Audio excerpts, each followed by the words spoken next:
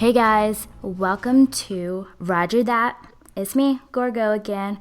I'm riding solo again this week, kinda. I actually have a special guest with me today, a friend of mine who goes by the name Raf DeLuz. He's joining me today for an interview, so I'm super excited to have him here. Hey. Hello. Thanks for having me, Gorgo. Excited and looking forward to it. Thanks for being here. I'm super excited. So, when I found out what you did, I wasn't exactly sure what it was, but it sounded exciting. So, I was like, he might be somebody good to bring on. And plus, you're local, and I really want to get to where we are promoting local Austin music, art, just Austin weirdness in general. So, you're the first, hopefully not the last, so we will see what happens. Sweet. Looking forward to it. The inaugural special guest. Congratulations. Maybe. I'm going to set the bar super low. Set it so low. I'm going to set it so low. Roger and I have been setting the bar low the whole time, so it's not a big deal. Like, our listeners know what to expect already. So we actually...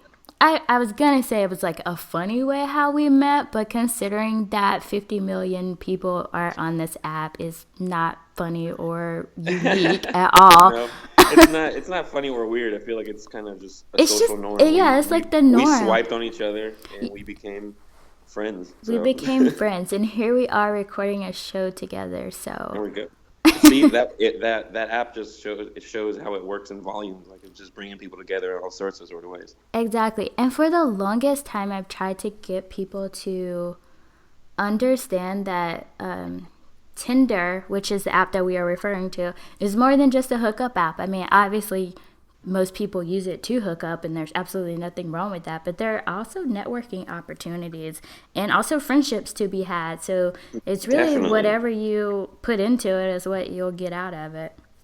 Yeah, you're for sure right about that. Well, because like you could like just swipe on anyone and you could see them like in a place or see them doing something similar, and that might be the reason why you swipe. And I even see like drug dealers on there be like, "Hey, not even looking for a relationship. If you're Really? looking for some weed or some pills, I got you." Oh wow. Okay, that's Yeah, that's there's people new. out there really hustling on that thing. It's just another Hey, avenue for get it people how you to live, right? yeah, to get traffic to whatever they need to. So, I haven't actually talked to you in a while. So, what's been going on with you? Nothing, just been busy. So like you said, I'm an audiovisual producer. I spend a majority of my time doing Facebook projects as well, doing audiovisual collaboration and coordination with them. The technology they use within the spaces, audio video equipment like cameras and speakers for event spaces is something I manage and maintain. So we have a bunch of new stuff coming up online with them, with their office being in Austin. And aside from that, working on music and producing and recording audio files or visual clips for people here within the city. This year has been pretty good start so far. Got to meet a lot of new cats here in Austin, and a lot of people I've worked with in the past that are also working and trying to push out content, singles and stuff like that. So it's been fun as far as trying to get my ear geared up and directed towards a certain person or a certain project has been fun getting back in the studio again. But yeah, that's what's been going on the past couple months. Yeah, that sounds really, really cool. So, I'm wondering how much like influence you have at Facebook because I have a bit of a gripe with them. No, so my end of the project is only user facing, so only the employees really interact with me. I don't necessarily have anything to do with the forefront on the site, so that stuff is all a different type of engineer and a different type of team. But if you have any like file complaints, you could probably find the proper channels on the website. I'm not going to speak for them on that. Yeah, no, no, no. We're actually having a meeting with them at my job next week, so I'll just Okay. I'll lay it Yeah, all they got out. people to deal with their issues over there. I am Yeah. strictly IT and production, so. Okay, so for those who may not know, me included, what exactly is an audiovisual producer as far as what you do in the music industry? How does that work? Well, a producer, technically, in a sense, could just be anyone who puts up the money or designs an idea into production. So it could be a music video or even just a single or a track, just one piece of music, 2 to 3, 4 minutes. Production could start on your phone if you need to, but it's a matter of the people who organize the idea and execute the product.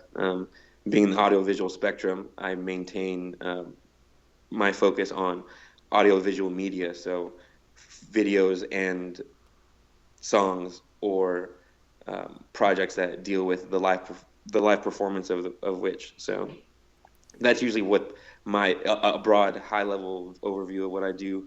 Um, I kind of like to stay in the background on the production side of things. I don't really like to try to have my name or my actual name out there for any of the production. That's just something I prefer. I'm not trying to find a star in me at all. I like working on the back end. So Yeah, I can definitely relate to that. I'm the same way in my profession. We have to do a lot of TV spots sometimes and interface with the public, and I'm like, no, I'll write whatever you need that's me not to for me. write. Yeah, if you want me to come on the radio where people, Yeah, I got that radio. I got the I got radio that face face. for radio. Yeah, like, I will do all of the work behind the scenes, but when it comes to being front facing, out in front of interfacing with people, like, not my thing, which is so weird because like that's my whole profession is is interfacing with the public, but I literally But the hate thing is, people. like, yeah, your profession is probably like communication and like being at the forefront for things. But that doesn't necessarily mean you have to be the spokesperson, right? That just means that you understand like the workings of the stuff behind that. It feels like everything has a science to it, and there's people who are on the front end of the science, the user facing stuff, or there's people who are making those gears work in the back, and that's Yeah, usually where I find myself, and that's where usually you find myself or find the people I surround myself around. yeah, I'm like a back end engineer. I'm really For good. real, I'm yeah. really good at that. That's my There you bread and go. butter. Yeah. But So some people could do both. Some people could be on the forefront and they could brand themselves like that. So it is a skill to do both. it is, and I often find myself in situations where I can't help it, where I have to be, and it's like a different part of my brain turns on, and I'm okay at it. Like, I'm not bad, but it just is not my preference. Yeah. Yeah. And it also doesn't help that I don't think quick on my feet. Like, I have to really stew over things for a couple of hours before I can like give you a response. Oh, So, damn. See, I'm impulsive. I try to like react as quickly as possible. yeah. And if I don't, I'm like stuck in a loop of insecurity. Yeah. Okay, so how long have you been in this profession, and what exactly got you interested in it? So I think working professionally has been the past 5 years. I was able to start working through internships and just through actual live sound um, opportunities here in Austin that was probably just working front of house for events and stuff when I was in college, and that led to jobs right out of college. So I was working a little bit before I graduated So for the you past were six, one of the the past five, lucky 6 years. ones. Yeah, I guess I was one of the lucky ones. I was one of the lucky ones to just try to hit the ground running and just get my feet wet as soon as possible. I think that helps you because, like, I think people complain about not having enough experience when they get out of college, but no one's really stopping you from not getting experience. So I don't know. So that's just kind of an excuse sometimes. So I've dealt with that on both ends, like being a complainer and having to listen to complaints. And I understand both sides of it because I know, like, I worked through college, so I couldn't afford to do an internship really, and there weren't a lot Yeah. of paid internships. So I actually got most of my experience after college. So I graduated and then I took an unpaid internship because I could work there in the morning and then Okay. have another job at night. So like, I understand. I feel like some stuff is just for the privilege.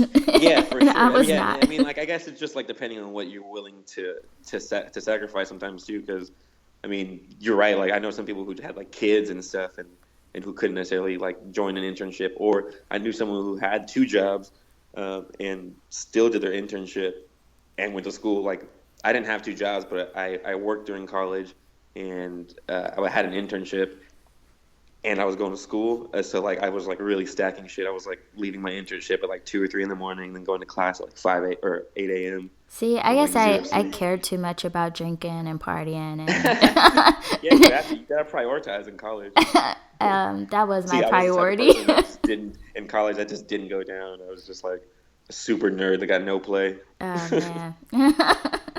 Well, now look at you. I try to be as successful as possible, but I mean, I feel like I've done something right, but there's always room for improvement. Yeah, I just my priorities were so out of whack when I was in college. Like I was just like, oh, I'm free. Oh, I can drink. Oh, I guys do whatever like the fuck me. I want. Yeah. My parents ain't here. Guys are attracted to me. What? Okay. There, Let me live this up because I know there you age is go. gonna Yeah, hit me. But priorities. I mean, like, come on, different priorities. I had to do my internship like back to back as quickly as possible. Um, because the class I wanted to take with the professor was leaving, so I kind of forced myself oh to yeah. to work harder, I guess, during a certain period of time in my college career where I was like, fuck it, it's gonna be a band-aid, just rip it off at once. I'm gonna do a few months of me sleeping for like 2 or 3 hours a night. I actually got I got a job at my internship, so it worked out, but it kind of sucked working there after I got hired. Ugh, those are always the worst. Yeah, it was a recording studio, and then I thought that's what I wanted to do is work in a recording studio, but there's just not much traffic through there. No one really has a budget to kind of work with a full-in production studio. They kind of want to work in the box. So why don't you tell us a little bit about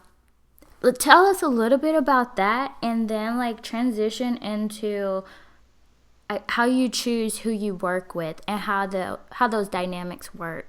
I don't know if they reach out to you or if you reach out to them, and then figuring Oh, okay, out right the on. Yeah, so project. I feel like in the past it's worked a little bit of both ways. I've tried to find people to produce for specifically because I wanted to kind of build the collaboration here in Austin because I felt like it wasn't as tight as I thought it was like in other cities as like say Dallas or Houston, which had significant like hip hop and pop music spawn out of it. I feel like Austin had the live music capital of the world. You know, it didn't have a solid urban music or urban community art. So I wanted to, since I was here in college, I wanted to kind of build those projects up and kind of make Austin a hub as much as I could from my power. But so I was researching local acts here, local rap artists and singers like Dre Prince and Alicia Lani, which were the first people I started working with when I first started working with anyone here in Austin. It was just me hearing them and reaching out and acknowledging that I like their sound and I could probably produce for them and make music specifically for them. And we just hopped in the studio and I had a few tracks already for people that I reached out to, and I played a bunch of them. At the time, I was working on a project called Fiasco Lux, which was essentially just me producing tracks for artists in Austin and seeing who could rap on them and who could sing on them. And that led to actually people hearing that we were working in the studio and them reaching out to me and saying and asking for production and asking for if I had beats to sell. And I wasn't even selling them at the time. I was just trying to make music for the artists I wanted to have on the project. So the catalog grew, and I was able to kind of work with just people here in Austin that were also in the same space as me, wanted to just collaborate and not necessarily produce specific projects for their songs or vice versa, produce songs for their projects. So it worked a little bit of both ways. Once I started posting music online, people had reached out to me as well for use of my songs or to just use them for even like a documentary. There was a glass blowing documentary here in Austin that used some of my production. So it was the power of the internet really that brought it all together and was able to make these first connections here in Austin, and hopefully just capitalize out even more now that I'm able to kind of streamline the production, and I know the Austin talent field or the spectrum a little bit better. As far as that goes, I'm just going to continue to find local artists that push or are pushing in the same direction as far as growing their brand and their catalog for anything audiovisual. So you mentioned Dallas and Houston and how their music feels. I'm not so familiar with Dallas, but I know Houston is very well known for like their chopped and screwed and Yeah. very, very down south hip hop feel. So what exactly is the Austin feel? Like I've been to a few shows and not necessarily hip hop, but everything seems like a little bit indie. Yeah, I think Austin definitely has I couldn't even say necessarily has like an identity that necessarily sets it apart. And maybe that's what we have to work on. Maybe that's what the community has to work on, is really finding what that Austin sound is. It is a little weird. You're right. I think it's a little alternative. You're able to get a little bit weird and still act within the realms of hip hop and stuff. So I think here in Austin, it's not necessarily just trying to make hip hop music or R&B music, because there's so much blues, there's so much Texas culture within the surrounding city, and there's also just a bunch of weird people who move in from all over who bring in their own style and kind of shape the sound of Austin. So there's local cats like Stevie Ray Vaughan or Gary Clark Jr. who have like a really rhythm and blues style, old guitar driven tracks. And there hasn't ever been a necessarily like a hip hop act that's really shined the most in Austin. Not to say there's not any people who are doing it. There are people who are blowing up. I feel like that came out of Austin. Kid Jones, one specifically. I think he's doing a big thing and having a bigger impact outside of Texas. But I don't think there's been a benchmark stamp like the whole Houston scene Right. and the Dallas upcoming scene. I feel like is doing very similar stuff. So I feel like there's room to grow in Austin. So essentially, you could be like the trailblazer, like the front runner, and like helping Austin find its music identity, or I guess like his hip hop music identity. Yeah, for sure. Yeah, definitely more urban music, or more urban pop music. I feel like the the population of blacks and Latinos here in Austin is not being represented as far as the music taste and the sound of what they're listening to or what they want to listen to. Yeah, and one thing when you were speaking before that I thought about was like it. You make it sound like Austin is kind of like this melting pot of different cultures mixing together for their music. Um, and I went to one show. It was at some reggae spot, and I just remember hearing it. I was like, what? Like, it wasn't reggae, it wasn't rap, I don't know what it was. It was something, and I was like, this is so weird. I was like, but I kind of dig it. Like, Right. It I was like don't. you heard like different sounds, and you're like, all right, Yeah. I've this sounds familiar, but it's new, probably, right? I think Austin does a great job of like taking in whatever we like and making it weird and just shift and shaping it into an Austin local thing and making, even if it's stolen, like I don't know, Austin is really weird. Like you could walk a few blocks and get a taste of all types of culture. from from just like white people shit to like Mexican taco trucks on every corner stand on the east side. Yeah. So I feel like there's a spectrum to be had here. It's not like the rest of Texas. I don't think so. And I feel like there's definitely room for us to kind of shape that identity. So you mentioned some of the minority populations and how they're basically being underrepresented as far as their music is concerned. So what are your thoughts on the urban arts community, and how do you feel that we as the community could be more supportive of the arts? Have you had any ideas on this? Have you thought about it? Yeah, I think that it's not it's difficult because it's like a part of it. It is the people who participate or who choose to participate and what they listen to, and that people go out and catch any shows that they want. But I think it's a lack of education as far as what the local community knows about the local talent. I just don't think there's that bridge yet, because no one really goes to look for local talent. Like I don't, you probably don't. I mean, you might because you're a little more socially aware than I guess the majority of people. I guess as far as social media goes in Austin, but no one really goes out on the internet and looks for local new talent listens to SoundCloud tracks. I mean, people usually go to SoundCloud to listen to stuff they already heard before, or they go to Spotify to stream music they already heard, because it's a little bit easier to hear something that someone else is playing, or it's so much easier to just consume something that's already playing out there than it is to going out there and looking for it. So I think the local community could probably benefit or probably further the advancements of the local arts or the urban arts by going out there and like really kind of putting an effort to finding those local shows, seeing what's going on as far as what kind of music is being produced and what kind of music is being published out locally. There's a lot of good music around.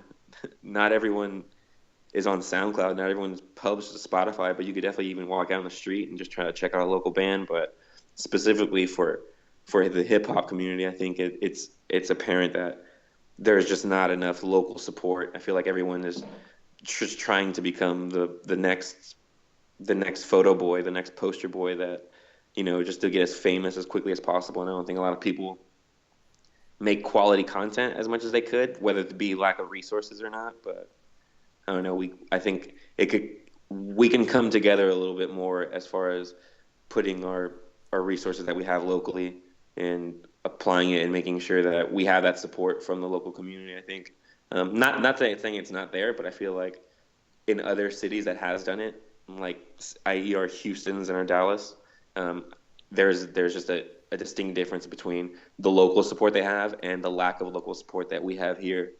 That it's very, very apparent. And I think that's one thing that could boost us all here in Austin about getting the urban arts community a little bit more closer together and off the ground.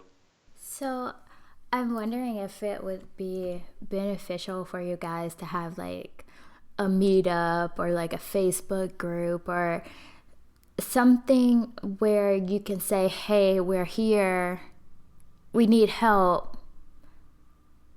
You don't have to look too hard to find us. Yeah, I mean, to an extent, we've actually, I've personally even tried, just like invited a few people, not necessarily entertainers or anything, just people who I know write and work on music, to just sit and have a listening session. Anyone could bring in anything that they want to have people listen to, and if you want to work on it more, record on it more, then you can.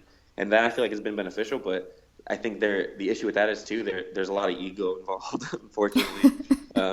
People just like don't necessarily like, oh yeah, let's go kick it in some dude's studio who probably isn't a studio, it's like some sort of garage, and let's just listen to music that he was working on, or listen to music that they recorded.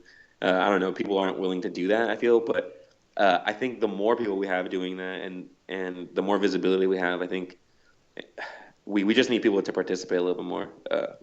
Really, it's just, I feel like it's kind of discouraging for some people, like even the rappers I work with locally kind of just, they kind of have a problem swallowing their pride on those kind of things. But yeah, I think even to your point of getting people together and making it like a visibility thing as far as the community, yeah, we could definitely benefit from something like that. It should be a weekly thing. Like there should be a hip hop or urban poetry thing, and it happens even at like have you been to Spider House on Wednesdays?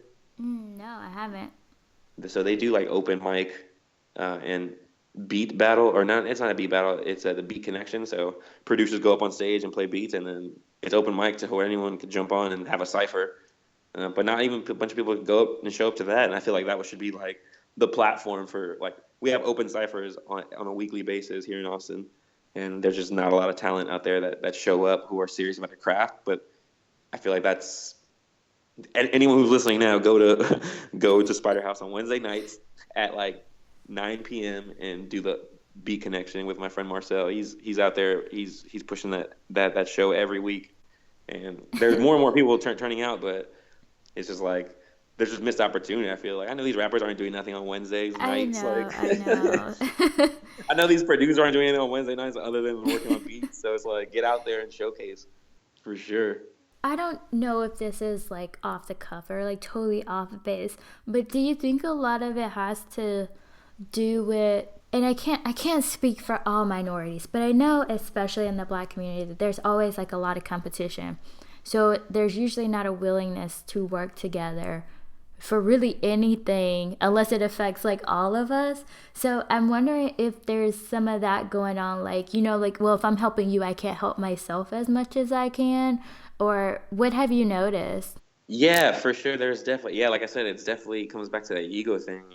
It's hard to ignore, very hard to ignore.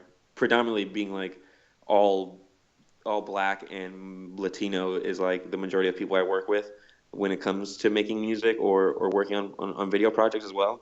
That just seems to be the case. So there is that sort of very machismo type of conflict, and I see it even when people are even when like people hear other people's verses or they hear other people's contributions, there's always like maybe I could do better, or I've even like literally seen people take verses off completely, like because they're just it's not even that they don't even listen to the content or they process the content. It's more so about the ego thing again. It's just it's difficult, and that's where it comes back to having to swallow that pride and realizing it's not just you who makes a great product. You have to, it hits a team.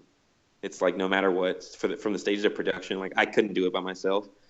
I need someone to write the song, and I need someone to perform it, and I need someone to master it, and I need help releasing it. So it's it's it's definitely a learning curve for some people, but I feel like the people who know that it's a sacrifice to kind of have to swallow your pride and work with people, as scary as that might seem, but yeah, it's definitely an issue, and I think that's a roadblock that's keeping a lot of collaborations um, from happening. Yeah, I could totally see that. So you make some really good points, but I kind of want to get back to what you were talking about earlier with artists that you work for, and I actually wanted to play a few clips. I listened to some of them, and I really dig it. And I don't use the word dig very often, so I think you should feel. Thanks. I think you should feel honored. I'll put that on the website. The headliner. Gorgo dug it. Yeah. All right. So let's give it a listen.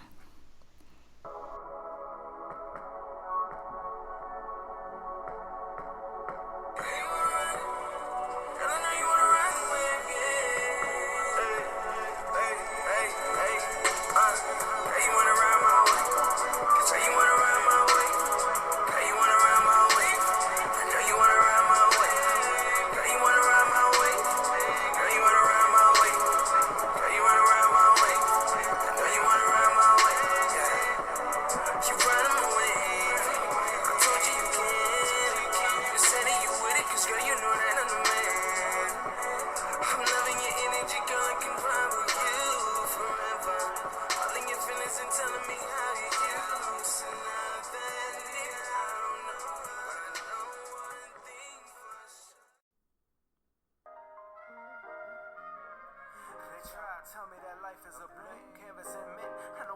I'm known for taking advantage. Take everything I load for this life. I take for granted I load everything I behold. I can't stand it. I can't stand it. Yeah, and Lord, forgive me for what I become. Thought I was the chosen one. Speaking of souls of these lonely slums, I'm chasing funds for the pure purpose. The king is vanity, egregious only son. Never looking back on my past or what I could have done. Land of the lost and the hopeless. Lately, I'm losing my focus. Too focused on right. All right, guys. So what you just heard were two songs that my guests produced, recorded, mixed, and mastered. The first was Wave by Cody Brandell, and the second was Ash Out the Window by B. Chenz. We will have those links for you in the show notes if you're interested in listening to more. So why don't you tell me a little bit about each track? So Wave, I had already had a track for Cody Brandell. He's an R&B singer from New Orleans, Louisiana, and he relocated here in Austin. So we worked on a few tracks this past year. One of them being Wave, which was produced earlier on, and yeah, that was his single on his first of two albums that he released. He had a double release. That dude releases so much music, honestly. So go check him out. Cody Brandell. That was one of the first singles I produced for him. And the second was Ash at the Window with B. Chenz. That's the dude for me. I mean, I probably worked on more projects than him with anyone in my catalog. So I produced, recorded, and mixed and mastered that track for him. That jazzier hip hop vibe was something that we've always worked on, and I think we mesh well together when it comes to tracks like that. And that actually has a video out that we shot with director Isaiah Rendon here in Austin. So hit the link to check that video out as well. Really cool. I was pleasantly surprised. I am the most cynical person in the world, so I was like, I begrudgingly clicked the links because I was like, I bet, yeah, that's the thing. It's like always discouraging too because everyone's like, let me fucking hit this SoundCloud, let me hit this Spotify link and hear this trash music. Yeah. Let me hit this Vimeo link and see this shitty video. Yeah, that's exactly what I was thinking. And then I started listening, I was like, oh, okay. Oh. That's good. It's a pleasant surprise sometimes. Yeah, and because I am so cynical about everything, I love when I'm pleasantly surprised. Like, I love when people prove me wrong. So I'm like, wow. Damn, maybe I shouldn't be an asshole, but I am. Yeah, that's good. So, I'm interested to know about any of your upcoming collaborations or work and where you see yourself in 5 years too. So, what you have coming up immediately and what you see on the horizon. Nice. Well, shit, they're upcoming up. We got some projects with Marcel Andre. He's a R&B rapper, singer here in Austin as well. We've actually already been working on tracks for the past multiple months, probably even years now, and that's gearing up to be released sometime later in the year, as well as more stuff with B. Chenz. I linked recently with this local dude in Omenihu. He's got some incredible music being pushed to OK Player right now. So hopefully, and soon we have some collaborations with him coming up and shooting more videos for people who want to have that. Who have that budget and want to and take themselves to the next level as far as production goes. We're kind of expanding on video production, so hopefully more visual projects as well, and try to do some art installations. That's something I promised myself I'd do sometime in the next 2 or 3 years, and get together the resources to kind of have art installations that kind of incorporate an audio visual, maybe even an interactive element to some degree. So that's what we have coming up. So can you expand on that? And that sounds really cool. And I don't think I've heard that before. On the art installations? Yeah. Oh, okay. So there's a bunch of interactive art. I took a electronics course during my college years with this guy named Kyle Evans, and he actually has a art persona where he sets up stuff in art museums that have to do with audio circuitry and video that interacts with audio, and whether it be like distortions that they display on cracked TVs or just like projections that are just like oscillations or visual representations of music. So I kind of borrowed, and that kind of aspect. It's not that I'm trying to break the ground on that. That's been in existence for multiple years. There's plenty of mixed media artists. But I kind of wanted to dive into that realm. I started with some short Instagram videos, posting them in just like visually kind of interesting pictures that moved. And then there were static elements, so it was like you're looking at a picture that's kind of moving. So I kind of interacted with those. Yeah, so I remember seeing some of your snaps where you had things like that. And I remember I commented on one. I was like, "That is so freaky." Yeah, was it a train or something? It was something weird. I was yeah. So that was that was some tracking footage I was trying to work on. Yeah, that is. I mean, the more unique I could make it, or I try to make it as visually as interesting as I can, with it, because I mean, for the most part, people don't necessarily listen to music for a long time. What people could watch a 2.5 hour movie, they can't listen to a 2.5 hour music album or a song that's that long. So you kind of have to have things that draw people's eyes. And for me, I feel like it's just things that draw my eyes. I hope that other people share the same interests. So and that's the newest kind of art that I kind of dove into as of recently. So well, hopefully I'll get a little bit better at it and kind of sharpen the sword on that end. I'm really excited to see more. Like, some of your snaps are so visually appealing.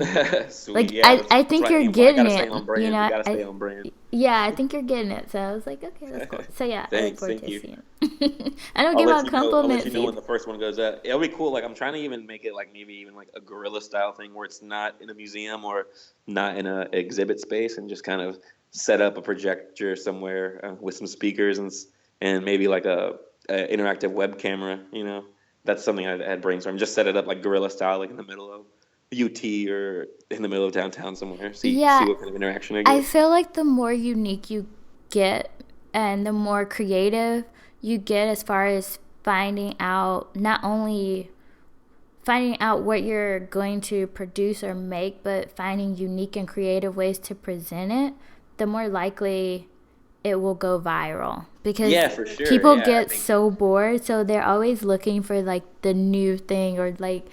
something that's very unique. It's the only word that Yeah, really yeah, comes to for sure. mind. Yeah, that's Or, like niche. So yeah, I say go absolutely. for it. I'm trying to. Yeah, I mean, we'll get there. I'm juggling all types of things, so that is my goal in the next if not at the end of this year, the beginning of 2018. But yeah, that's something I promised myself I would focus on in the coming future. So cool.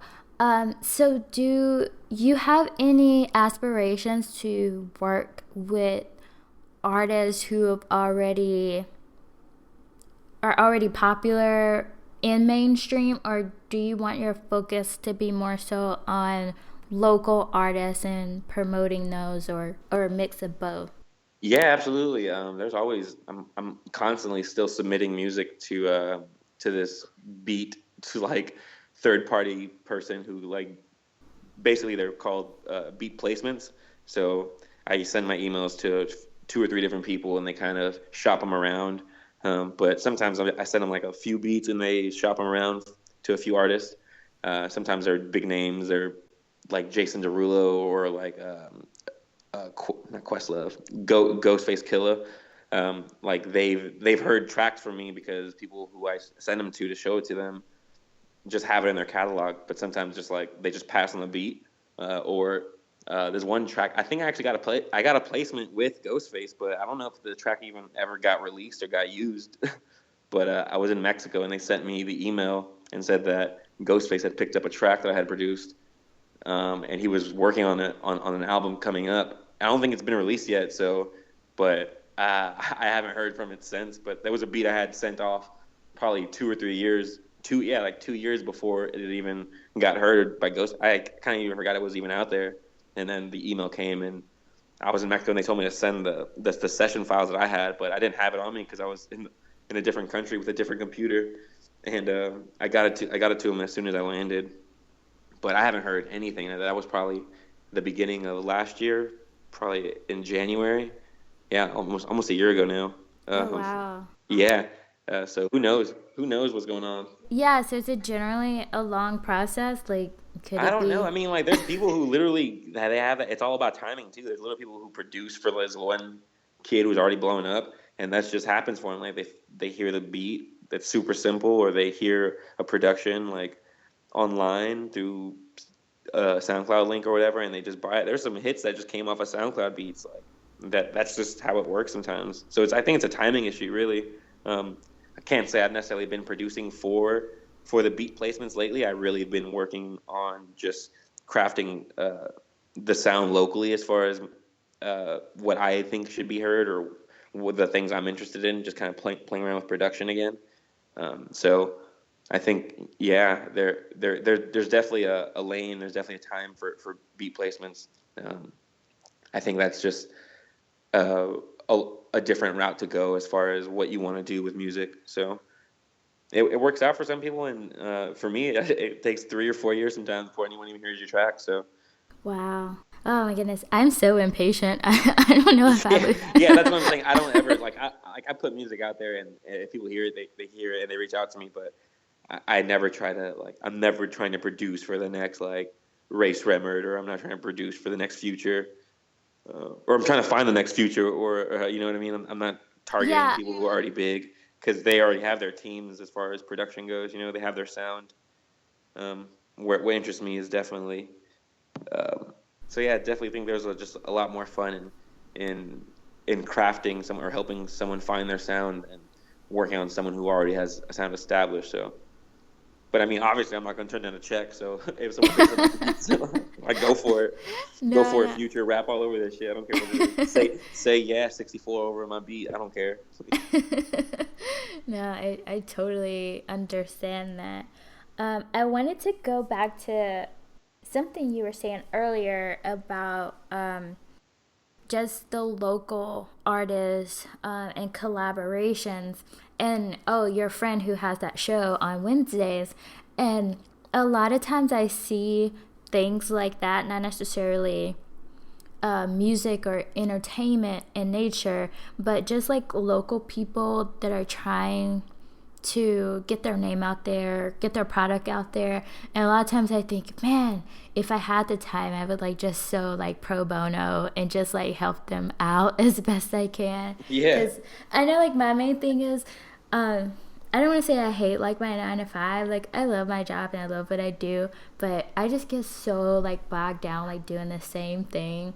And Yeah. I'm always like trying to find opportunities where I can help other people get their names out there. So a lot Good of for times- you. Yeah, we need more people like you. Yeah, well, I'm just like always like trying to look for like small businesses or just like unknowns, and like let me help you. Like I've done social media, I've done media relations, like I've done this Yeah, all. what do you think we should do? What do you think they should do to kind of boost themselves? That's a question for you.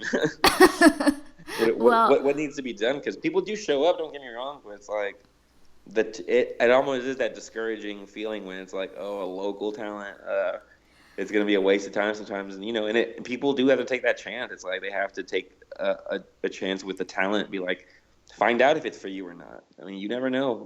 They might have that person performing that night, or that person playing the guitar, or that person playing the violin at that restaurant that night might have that one song you've been trying to hear that really connects with you. But I don't think people are willing to take the chance on local stuff, because it's just, like I said, just so much easier to get fed whatever streaming, whatever blaring out the radio, whatever they're used to. Even the local acts here, like people show up to concerts more so at like venues if they know the lead, or if they know the headliner, if they know the artist, rather than going in on a whim and just trying to check out new music. I know me personally, I go out of the way to go after work sometimes and like walk down the street and see who's playing at even 6th Street, like before it gets crazy. There's bands at 6th. People forget that, because it's not just a place to get drunk and die after 11 p.m. Like there's music before it turns into a bar scene. Yeah. There's bands out there. There's decent horn players playing. So, I mean, it really is just like, I think that's bridging that gap between like community and art almost. Like there's just, there's a strong arts community here in Austin, but I feel like it could grow a little bit, and it could be more inclusive of local music and urban arts specifically.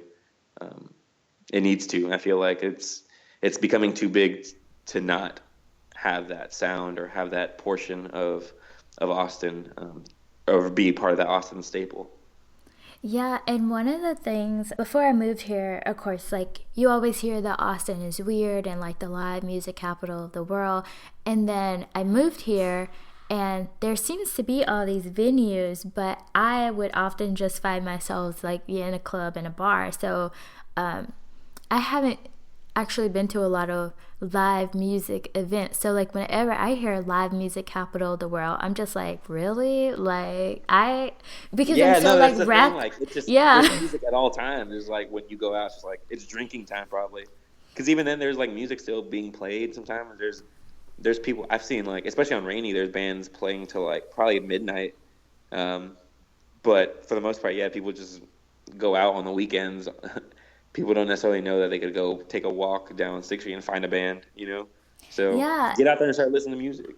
Yeah, and so the point that I was getting at, where there was this argument on this radio station that I was listening to, and it was like, is Austin truly the live music capital of the world? Like, it seems like Austin's becoming very techy and very mainstream. Like, even the weirdness is like kind of mainstream now. Yeah, I feel And that. so, yeah, I think if you guys were to like get together and have like some kind of like coalition that like rebrands Austin as, right off the top of my head, I can't think of anything, but just like let people know that, reinforce that thought that it is the live music capital of the world, and this is where you can find it, this is where it is. Just like the repetitiveness of the message, it would be key, but of course you need participation first. Yeah, exactly. Yeah, and it's not even that there's like no participation. It's just there could be more. Like, more, it's just yeah, it's just not where it needs to be. Like, at least for me, and I feel like that's what drives me to keep trying to engage and keep trying to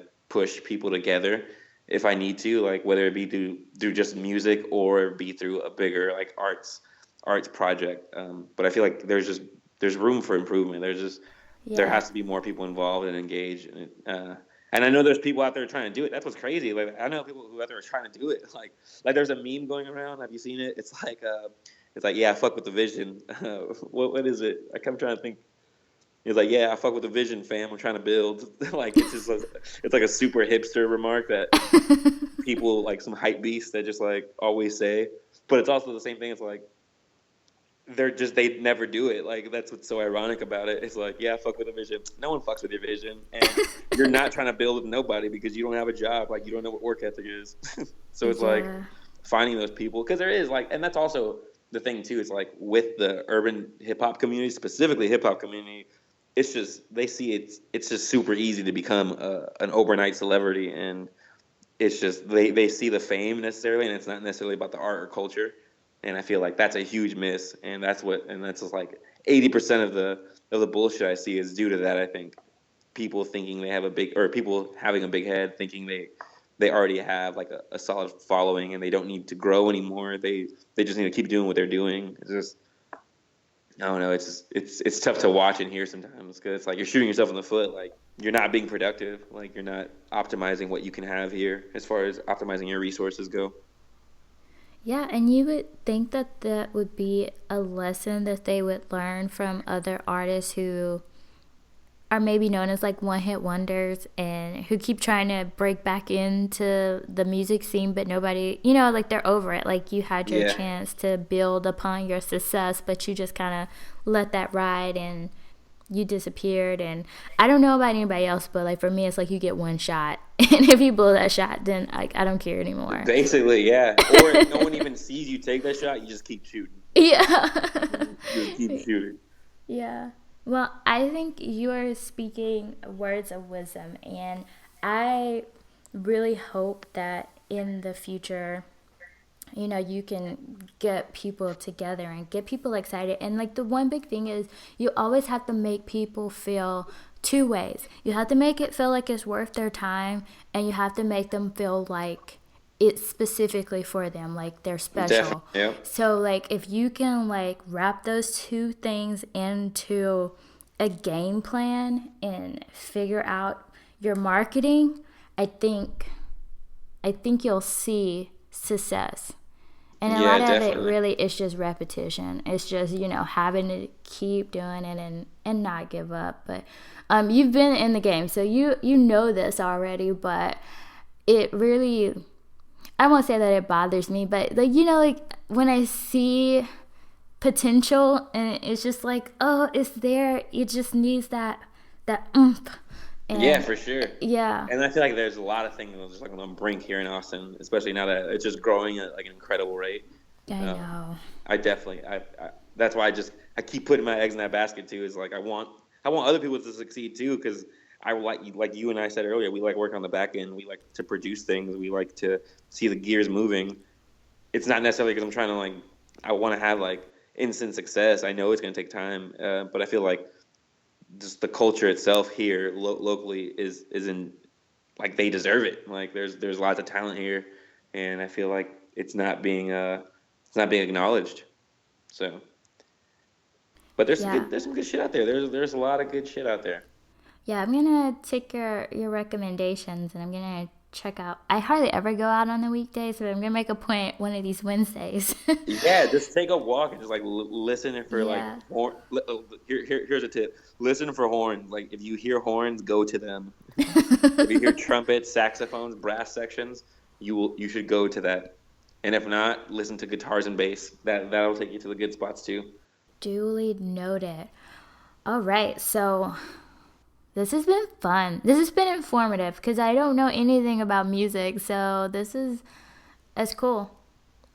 There you go. Thank you. It's been real. Yeah, I mean, honestly, I It's haven't been had real. a discussion on that surface level type explanations, but I mean, we kind of went in depth here. I had a good time. So Ralph, where can people find you and find more of the music that you've produced? Well, you can find me at Instagram and Twitter handles Raf RAF underscore DeLuz DELUZ. Yeah, that's my handle for pretty much everything. You could find me on SoundCloud, production on Spotify and iTunes with the following links below. I think, right? You're gonna provide those, maybe. I sure will. Cool. Yep. To check out those latest projects and be on the lookout for more. But probably my Instagram is probably the most up to date ones.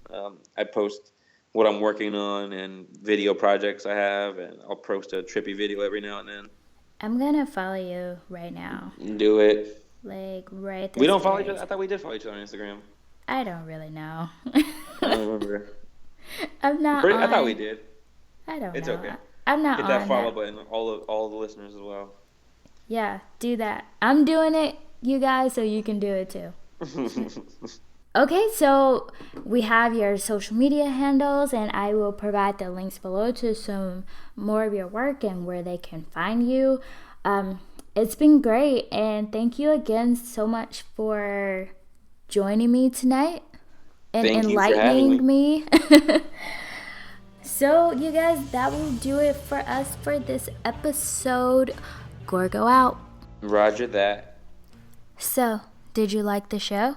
If so, go to iTunes and rate us 5 stars and leave us a smashing review. We'll totally love you for it because we totally love our fans.